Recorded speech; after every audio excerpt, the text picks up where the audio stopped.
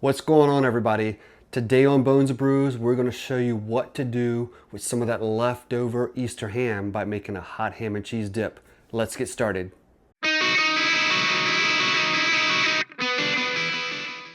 All right, you guys, for this recipe, here are the ingredients. We've got a little bit of cream cheese, some diced up ham, just a little bit of chives we're going to use in that mix as well. We got some shredded provolone, cheddar, and Swiss, as well as a little bit of diced up white onion, and just a little bit of butter here off to the side I'm going to use when I saute those onions. So let's get started. All right, you guys, so you can tell I got my little cast iron going here, Lodge cast iron. I love using cast iron. While we're getting this warmed up here on kind of a medium heat, I'm gonna go ahead and preheat my oven as well at 350 degrees, so it is ready to go. So this is nice and starting to get nice and warm. We're gonna go ahead and take a little bit of our butter here and put it in that pan, let it begin to melt. We'll get that kind of melted in the bottom here, and what we're looking to do is looking to saute those onions. So with that, I'm using a smaller white onion. I really only used about half of it. So you could go more or less onion depending on how much you want in there, or you could just skip the onion altogether when it comes to this recipe, all right? And I'm actually not even gonna use all of what I have here. We'll go ahead and start to mix it up a little bit. So we're gonna give these just a moment and let them begin to kind of take in some of that butter, start to brown just a little bit, and then we'll add in the rest of our ingredients and get things ready for the oven. So our onions are beginning to caramelize just a little bit. I'm gonna turn the heat down just slightly here. And we're really gonna start adding in some of those other ingredients. I'm gonna start with that cream cheese. You can notice that I took that block of cream cheese and kind of sliced it with a knife here so it'll be easier to break apart in that pan. And we're gonna go ahead and throw in a lot of other ingredients as well. So I'm gonna go ahead and grab my cutting board so I can just start pushing stuff in. So we've got our ham here. We'll start to move that ham in, that sliced ham.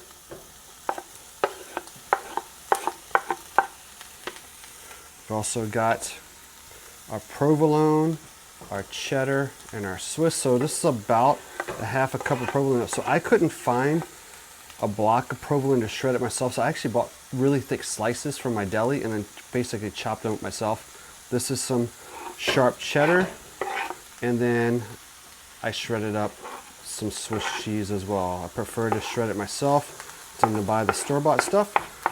I'm gonna take, and then you notice here I also have those chives. I'm gonna take about half of those chives and put them in there to begin with.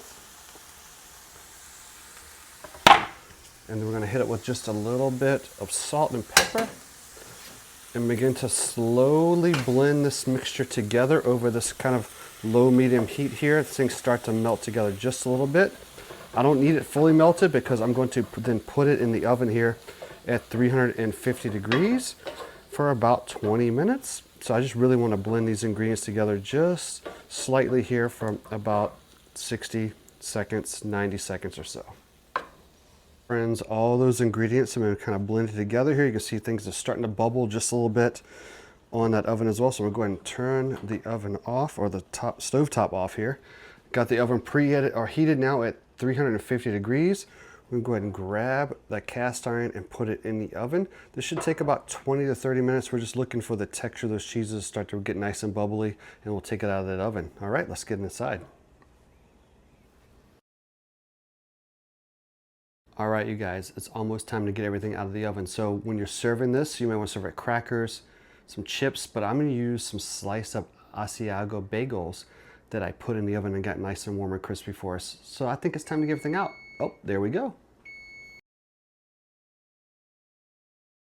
There is our hot ham and cheese dip. Let's give it a taste test, all right? So I'm going to use those nice warm Asiago bagels that I sliced up. Got a little crispy there in the oven. Give it a little taste test here as well. Try to make sure I get some ham on there.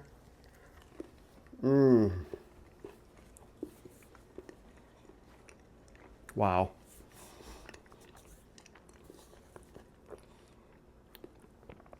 So this is definitely a different dip. I always make spicy dips, not spicy at all, which might be really appealing to people if you're serving it to others.